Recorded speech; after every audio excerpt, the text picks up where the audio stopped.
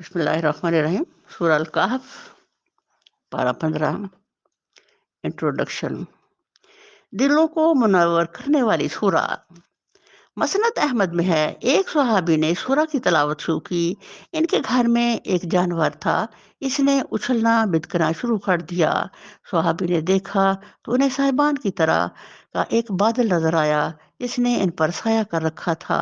انہوں نے حضور صلی اللہ علیہ وسلم سے ذکر کیا تو آپ صلی اللہ علیہ وسلم نے فرمایا، یہ ہے سکینہ جو اللہ کی طرف سے قرآن کی تلاوت پر نازل ہوتا ہے۔ حضور صلی اللہ علیہ وسلم نے فرمایا، جنہیں سورہ الکہف کو ایسے پڑھا جیسے وہ نازل ہوئی ہے تو وہ قیامت کے دن اس کی رہائش سے لے کر مکہ تک کا نور ہوگا۔ جس نے پہلی 10 آیات زبانی یاد کر لی وہ فتنہ دجال سے بچا لیا گیا۔ جو جمعہ کے دن سورہ الکہف پڑھے اس کے پیر کے تنوں سے لے کر آسمان تک کی بلندی تک کا نور ملے گا جو قیامت کے دن خوب روشن ہوگا، اور دوسرے جمعہ تک اس کے سارے گناہ معاف ہو جائیں گے۔ مدینہ کے یہودیوں نے نبی کریم صلی اللہ علیہ وسلم سے سوال کرنے کو کہا کہ اگر سچے نبی ہوں تو بتا دیں گے، ورنہ تم جو چاہے ان کے ساتھ کرنا۔ اگلے زمانے میں نوجوان جو چلے گئے تھے ان کا کیا قصہ ہے؟ اس شخص کے حالات دریافت کرے جس نے زمین کا گشت لگایا تھا۔ روح کیا ہے؟ نبی صلی اللہ علیہ وسلم نے فرمایا، کل آنا، اور انشاءاللہ کہنا بھول گئے۔ 15 روز گزر گئے، وہی نہ آئی۔ رسول خدا صلی اللہ علیہ وسلم سخت پریشان، ادھر کفار کا ہنسی مذاق۔ پھر جبریل علیہ السلام آئے اور انشاءاللہ نہ کہنے پر احساس دلایا۔ نبی کریم صلی اللہ علیہ وسلم کو تلقین کی جا رہی ہے کہ غریب لوگوں کے ساتھ اپنے دل کو رکھیں۔ علم کا سفر جنت کا سفر ہے۔ حضرت موسیٰ علیہ السلام مزید علم حاصل کرنے کے لیے سفر کرتے ہیں، اپنے شاگرد یوشع بن نون کو ساتھ لے لیتے ہیں۔ علم کے سفر میں مشقت بھی ہوتی ہے، جسے شوق اور طلب آسان کر دیتا ہے۔ بڑے مقام پر پہنچنے کے لیے بڑی منزلیں طے کرنا پڑتی ہیں۔ نبی کریم صلی اللہ علیہ وسلم نے فرمایا، کشتی کے تختہ پر ایک چڑیا آ بیٹھی، اس نے چونچ میں ایک قطرہ پانی کا لیا۔ خضر نے فرمایا، موسیٰ، تیرے اور میرے علم نے اللہ کے علم سے اتنا کم کیا ہے۔ حضور نبی کریم صلی اللہ علیہ وسلم نے فرمایا، پانی ابتدائی دنیا سے نہیں جمع سوائے اس مچھلی کے چلے جانے کی جگہ سے۔ ادھر ارد گرد کے پانی کے یہ نشان مثل سوراخ زمین کے برابر موسیٰ علیہ السلام کے پہنچنے تک باقی رہے۔ اسے دیکھتے ہی موسیٰ علیہ السلام نے فرمایا، اسی کی تلاش میں تو ہم تھے۔ موسیٰ علیہ السلام نے اللہ تعالیٰ سے سوال کیا، اپنے بندوں میں سے آپ کو سب سے پیارا کون ہے؟ فرمایا، جو ہر وقت میری یاد میں رہے اور مجھے نہ بھلائے۔ تمام بندوں میں اچھا فیصلہ کرنے والا کون ہے؟ فرمایا، جو حق کے ساتھ فیصلہ کرے اور اپنی خواہش کا خیال نہ کرے۔ فرمایا، زیادہ علم والا کون ہے؟ فرمایا، جو ہر وقت علم کی جستجو میں لگا رہے۔ حضرت موسیٰ نے سوال کیا، زمین میں تیرا کوئی بندہ مجھ سے بھی زیادہ عالم ہے؟ فرمایا، ہاں۔ فرمایا، کون؟ فرمایا، خضر۔ تو حضرت موسیٰ نے کہا کہ اللہ تعالیٰ آپ مجھے اسے کچھ حاصل کرنے کی توفیق دیں۔ تو اللہ تعالیٰ نے فرمایا، اسے تلاش کرو۔ فرمایا، کہاں تلاش کروں؟ فرمایا، وہ پتھر کے پاس جہاں سے مچھلی بھاگ کر نکل جائے۔ سورہ الکہف 15 پارہ۔ شروع اللہ کے نام سے جو بڑا مہربان نہایت رحم کرنے والا ہے۔ اس سورہ میں 4 آزمائشوں کا ذکر ہے: ایمان، مال، علم اور اقتدار۔ اس میں 7 دفعہ رحمت کا ذکر آئے گا۔ تعریف اللہ کے لیے ہے جس نے اپنے بندے پر یہ کتاب نازل کی اور اس میں کوئی ٹیڑھ نہ رکھی، ٹھیک ٹھیک سیدھی بات کہنے والی کتاب، تاکہ وہ لوگوں کو خدا کے سخت عذاب سے خبردار کر دے اور ایمان لا کر نیک عمل کرنے والوں کو خوشخبری دے دے کہ ان کے لیے اچھا اجر ہے جس میں وہ ہمیشہ رہیں گے، اور ان لوگوں کو ڈرا دے جو کہتے ہیں کہ اللہ نے کسی کو بیٹا بنایا ہے۔ اس بات کا نہ انہیں کوئی علم ہے اور نہ ان کے باپ دادا کو تھا۔ بڑی بات ہے جو ان کے منہ سے نکلتی ہے، وہ محض جھوٹ بکتے ہیں۔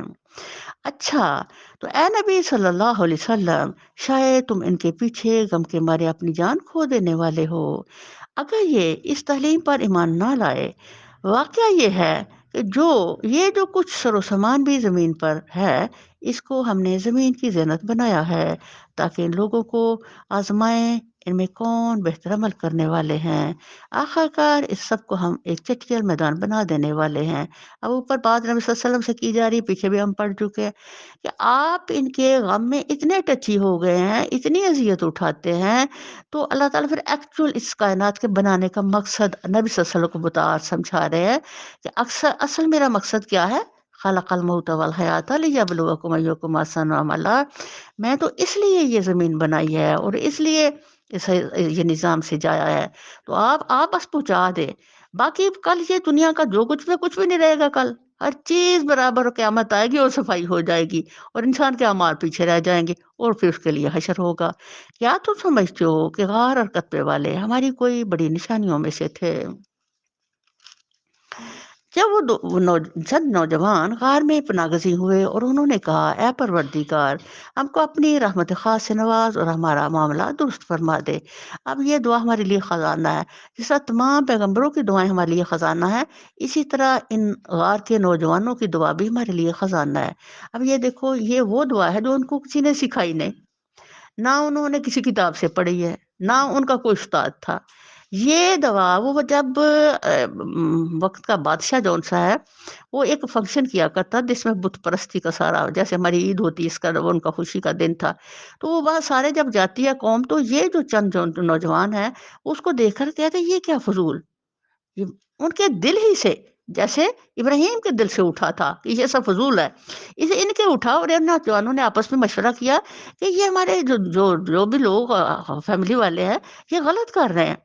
تو جب ہی وہ ادھر سے فنکشن کے اندر سے اٹھ کے چلے گئے، جب چلے گئے تو بادشاہ نے اور سب لوگوں نے بہت محسوس کیا کہ بھئی یہ کیوں اٹھ کے، یہ تو بڑی گستاخی کی ہے۔ جب انہوں نے جا کر کے باہر تو کہا کہ یہ بھی غلط ہے، جب غلط ان کو پتہ چلا، جیسے ابراہیم کے ضلع میں ان کو پتہ چلا تھا، تو انہوں نے کہا بھئی لاؤ اس کو آگ میں ڈالو، یہی سیم معاملہ آیا۔ تو انہوں نے کیا کیا کہ اب انہوں نے کیا کہ ڈھونڈو ان جوانوں کو، ڈھونڈنے کے لیے پورے ہر طرف بینر لگا دیے گئے، جگہ جگہ پہ جو ڈھونڈے اس کو یہ انعام ملے گا۔ انہوں نے کیا کیا کہ وہاں سے بھاگے اور جا کے تو ایک غار میں چھپ گئے۔ یہ بڑے صاحب حیثیت نوجوان تھے۔ اب یہ دیکھو، جب اللہ کی محبت آ جاتی ہے تو انسان اپنی ہر قسم کی راحتوں کو قربان کرنے کے لیے تیار ہو جائے۔ محلوں میں رہنے والے یہ بچے تو رب کا جب محبت اور پہچان آئی تو کیا کرتے ہیں، باقی غار میں کون سی راحت تھی بھائی والا، وہاں کہاں کیڑے مکوڑے بھی ہو سکتے، بہت کچھ ہو سکتا ہے، لیکن نہیں، جیسے اللہ سے تعلق جڑ جاتا ہے تو پھر بے خوف ہو جاتے ہیں دنیا کی، اس میں جا کے وہ گھس جاتے ہیں، سبحان اللہ۔ اور وہاں جا کے بے ساختہ ان کے دل سے یہ دعا نکلتی ہے، دل سے نکلی ہوئی دعا عرش کو ہلاتی ہے۔ یہ اب ان کی دعا ہمارے لیے خزانہ بن گئی۔ اب ہر مشکل میں، ہر مسئلے میں، کسی بھی زندگی کا ہو، اس میں یہ دعا کریں، انشاءاللہ ان الفاظ سے کی ہوئی دعا کبھی رد نہیں ہوتی۔ وجہ، جب انہوں نے یہ دعا کی تو اللہ تعالیٰ نے اس کی برکت سے پوری کائنات کا نظام ہی بدل دیا، اتنی طاقت اس دعا کے اندر، اور اللہ تعالیٰ کو اتنی ان سے محبت آئی ان کی چیز پر کہ کس طرح یہ بھاگے ہیں، کس طرح یہ جوان میرے لیے اس میں آ کے چھپے ہیں۔ تو اس دعا کی قبولیت کا اتنا اعلیٰ ترین درجہ ہوا کہ سورج کو حکم ہوا کہ تو نے نیچے جھک کر چلنا ہے، روشنی نہ اندر جائے، کہ ان کو محسوس نہ ہو کہ دن چڑھ گیا ہے، اور ہر چیز جو تھی وہ ان کے لیے سائلنٹ کر دی گئی، الحمدللہ۔ اور یہ اللہ ان کا اپنے حکم سے ان کے کروٹیں بدلاتے رہتے، یعنی صدیوں وہ پڑے رہے ہیں، ان کے وجود ویسے بہترین تحفظ کا اعلیٰ انتظام، ان کے کپڑوں کو کوئی ٹچ تک چیز نہیں کی، اور یہ کہ وہ دیکھو ویسے ویسے وہ ان کو اللہ تعالیٰ سوئے میں کیا خوراک کھلاتا رہا کہ وہ صحت مند تھے، ویسے کے ویسے نوجوان صدیوں تک رہے، سبحان اللہ۔ اس دعا کی برکتوں کی قوتوں کا اندازہ ہوتا ہے ان کے وہاں رہنے سے صدیوں، اور پھر اٹھنے سے، کہ اللہ تعالیٰ نے کیسے اس برکت سے ان کو تحفظ دیا۔ تو ہم نے انہیں ایسی غار میں تھپکا 16 سال کے لیے گہری نیند سلا دیا، پھر ہم نے انہیں اٹھایا تاکہ دیکھیں ان کے دو گروہوں میں سے کون اپنی مدت قیام کا ٹھیک شمار کرتا ہے۔ اب یہ کئی سو سال بعد اٹھتے ہیں، جب یہ اٹھتے ہیں اس وقت شرک تھا، اس کے بعد عیسائیت اس وقت سچا مذہب تھا، پھر مذہب وہ آ گیا، پھر پوری دنیا مسلمان ہو گئی، لیکن ان جوانوں کے بھاگنے کا اور ان کے چھپ جانے کا، پھر کبھی بھی ڈھونڈے سے نہ ملنے کا ایک بڑا معمہ نسلوں میں سفر کرتا رہا۔ ہر کوئی کہتا کہ بھئی کچھ جوان تھے جو اللہ پر ایمان لا کر وہ چھپ گئے، وہ کہاں گئے یہ پتہ نہیں تھا۔ تو یہ نسلوں میں یہ بات چل رہی تھی مسلسل، اور ہر کوئی جانتا کچھ جوان تھے کہیں چلے گئے۔ تو یہ اللہ تعالیٰ نے اس وقت ان کو اٹھایا جب نا اسلام چھا چکا تھا، یعنی عیسائیت. تو کچھ نہ اٹھے مشرک دہریے قسم کے لوگ. وہ ایک چھوٹا سا گروہ تھا جو اتنا بحثی اور اتنا غلط قسم کا تھا کہ جہاں کہیں توحید کی اور اسلام کی بات ہوئی وہ اتنی شدید بحث کرتے کہ جو مولوی تھے اس وقت کے علماء ان کو نا پاؤں سے کھیڑنے کی کوشش کرتے کہ آخرت نہیں ہے. اللہ تعالیٰ نے پھر ایک دم سے ان لمحوں میں ان جوانوں کو اٹھایا اور ثابت کیا کہ اللہ تعالیٰ کس طرح موت سے زندگی اور زندگی سے موت دیتا ہے.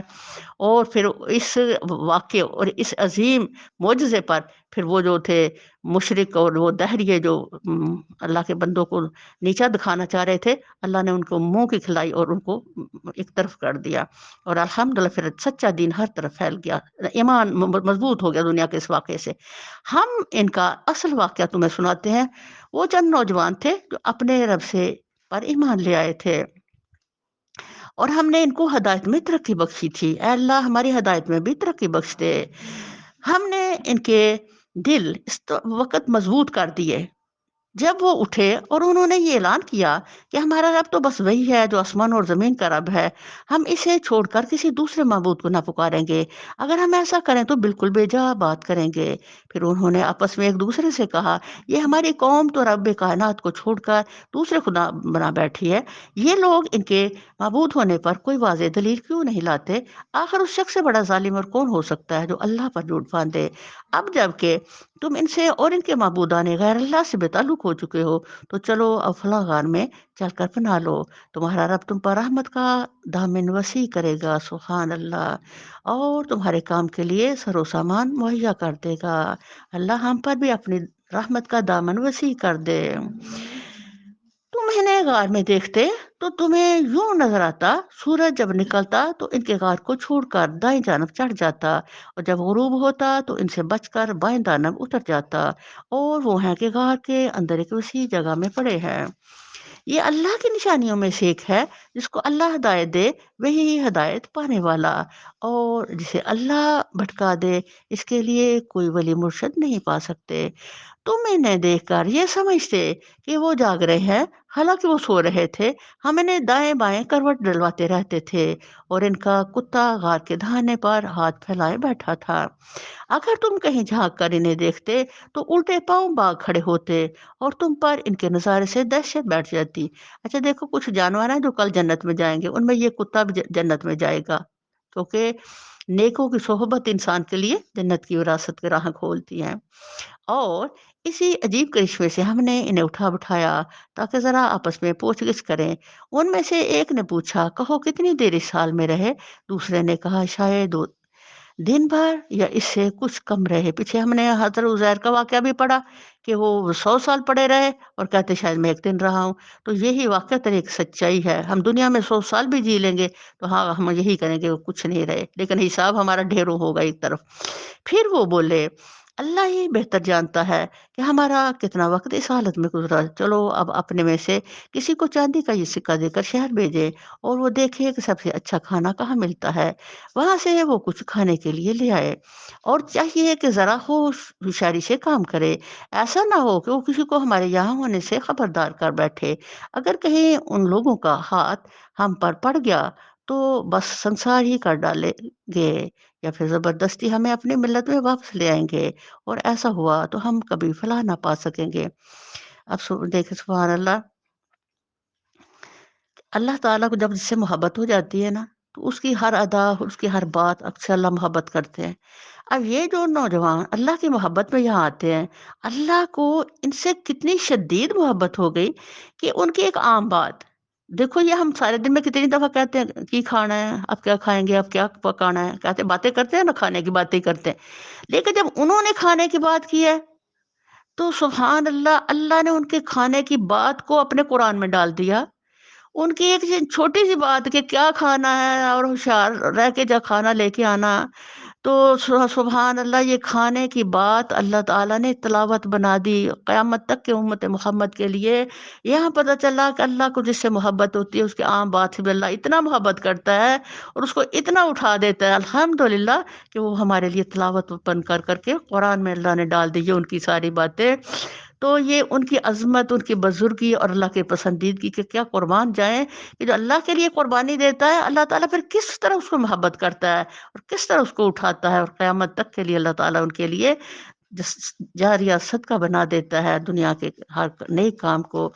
تو سبحان اللہ، اللہ تعالیٰ فرما رہے ہیں اس طرح ہم نے اہل شہر کو ان کے حال پر مطلع کیا تاکہ لوگ جان لیں کہ اللہ کا وعدہ سچا ہے، اور یہ کہ قیامت کی گھڑی بے شک آ کر رہے گی۔ مگر ذرا خیال کرو کہ جب سوچ لیں کہ اصل بات یہ تھی کہ اس وقت وہ آپس میں اس بات پر جھگڑ رہے تھے کہ اس صحابہ کہف کے ساتھ کیا کیا جائے۔ کچھ لوگوں نے کہا ان پر ایک دیوار چن دو، ان کا رب ہی ان کے معاملے کو بہتر جانتا ہے۔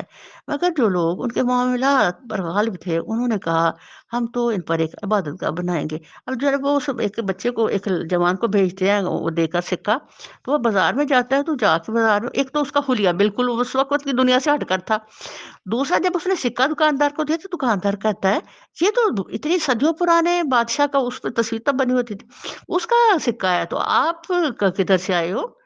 اس نے جب دیکھا نا اس کو تعجب سے دکاندار کو، تو اس نے وہاں سے بھاگنا شروع کر دیا، جب کیونکہ پیچھے سے انہوں نے کہا تھا نا صرف ہوشیاری سے جانا، جب وہ بھاگا تو سارے بازار کے لوگ ان سے پیچھے بھاگ گئے۔ اب بھاگتے بھاگتے جب وہ آ کے دوڑ کے غار میں گھسا تو وہ بھی سارے آ کے گھس گئے۔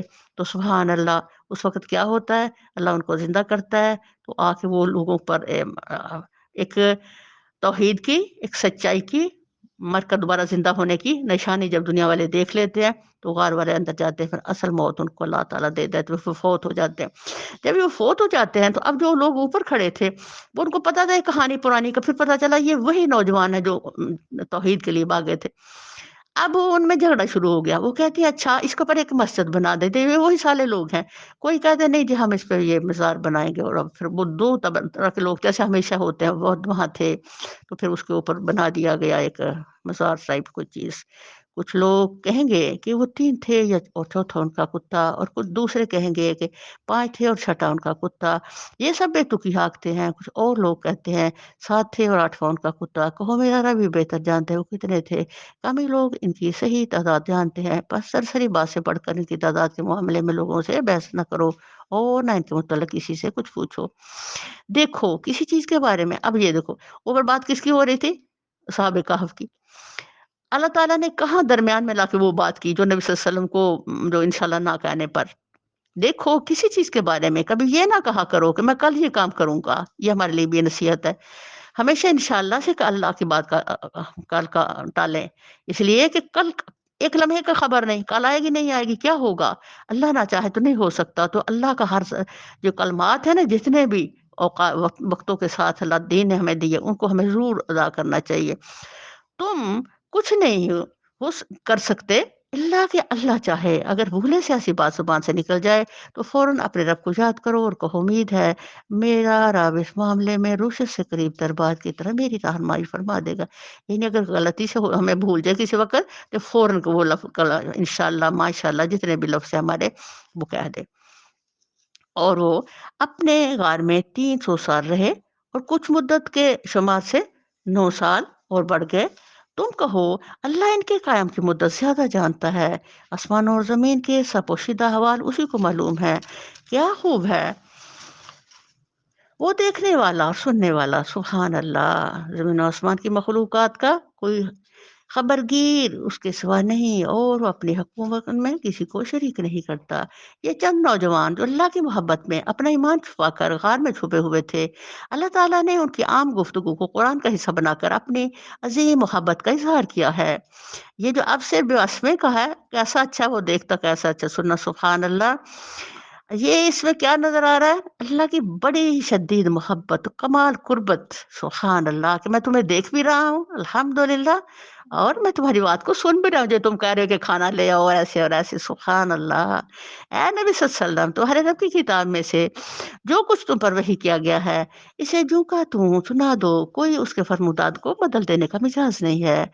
اور اگر تم کسی کی خاطر اس میں رد و بدل کرو گے تو اس سے بچ کر بھاگنے کے لیے کوئی جائے پناہ نہ پاؤ گے، اور اپنے دل کو ان لوگوں کی حمایت پر مطمئن کرو جو اپنے رب کی رضا کے طلبگار بن کر صبح و شام سے پکارتے ہیں، اور ان سے ہرگز نگاہ نہ پھیرو۔ کیا تم دنیا کی زینت پسند کرتے ہو؟ کسی ایسے شخص کی اطاعت نہ کرو جس کے دل کو ہم نے اپنی یاد سے غافل کر دیا ہے، اور جس نے اپنی خواہش نفس کی پیروی اختیار کر لی ہے، اور جس کا طریقہ کار افراط و تفریط پر مبنی ہے۔ صاف کہہ دو، یہ حق ہے تمہارے رب کی طرف سے، اب جس کا جی چاہے مان لے اور جس کا جی چاہے انکار کر دے۔ ہم نے انکار کرنے والے ظالموں کے لیے ایک آگ تیار کر رکھی ہے جس کے لپٹیں انہیں گھیرے میں لے چکی ہیں۔ وہاں اگر پانی مانگیں گے تو ایسے پانی سے ان کی توازو کی جائے گی جو تلپٹ کی تیل کی تلپٹ جیسا ہوگا، اور ان کا منہ بھون ڈالے گا بدترین پینے کی چیز اور بہت بری آرام گاہ رہے وہ لوگ جو مان لے اور نیک عمل کریں تو یقیناً ہم نیک کار لوگوں کا اجر ضائع نہیں کرتے۔ اب یہاں یہ جو بات اللہ فرما رہے ہیں وہ یہ ایک انسان ہونے کی حیثیت سے انسان کا دل یہ چاہتا ہے کہ جب کوئی بھی بات ہم کریں تو وہ صاحب حیثیت لوگ اس کو مان لیں، تاکہ جب کوئی صاحب حیثیت مانتا ہے تو جو جتنے لوگ اس کے انڈر ہوتے ہیں تو سارے اس کی طرف آ جاتے ہیں۔ معاشرے کے قوت والے لوگ جب کسی چیز کو اپناتے ہیں تو وہ پنپتی ہے۔ ایک غریب کمزور جو آلریڈی کمزور ہے تو اس کے ماننے سے اتنی وہ قوت نہیں ملتی جتنی مطلوب ہوتی ہے۔ تو کچھ اس طرح کی نسل کی طبیعت میں آیا، ان کی رغبت آئی امراء کی طرف کہ سرداروں کی طرف کہ وہ مان لیں تو یہ فائدہ پہنچے گا اس دین ہی کی ذہن سے۔ تو اللہ تعالیٰ نے اسی پر وہ سہارا ڈال دیا کہ اب وہ لوگ جو ہیں وہ تو جہنم میں جانے والے ہیں، آپ کو کوئی فکر نہیں کرنا چاہیے کہ وہ مان لائیں۔ یہ جو غریب غریب لوگ صبح شام مجھے یاد کر رہے ہیں، آپ انہیں کے ساتھ رہیں اور انہیں کی رغبت رکھیں اور ان کی قدردانی کریں، تو اس کو وہاں اللہ نے سارا کی سارا وہ سین اتار دیا ہے۔ ان کے لیے سدا بہار جنتیں ہیں، کن کے لیے؟ ان غریب لوگوں کے لیے جو اللہ تعالیٰ کو صبح سے یاد کرتے ہیں۔ تو یہ امیر ہونا جو ہے یہ تو اللہ کی دی ہوئی دولت، اللہ کل سب کچھ چھین لے گا ان سے اور یہ پھر مفلس ہو جائیں گے۔ جن کے لیے نہریں بہ رہی ہوں گی وہاں وہ سونے کے کنگنوں سے راستہ کیے جائیں گے، باریک ریشم اطلس و دیبا کے سبز کپڑے پہنیں گے اور اونچی مسلوں پر تکیے لگا کے بیٹھیں گے، بہترین اور اعلیٰ درجے کی چاہے کیا یعنی آج جو کچھ ان کو ملا ہے کل ان غریبوں کو ملنے والا ہے، اس لیے آپ ان کی معیت میں اپنا دل رکھیں۔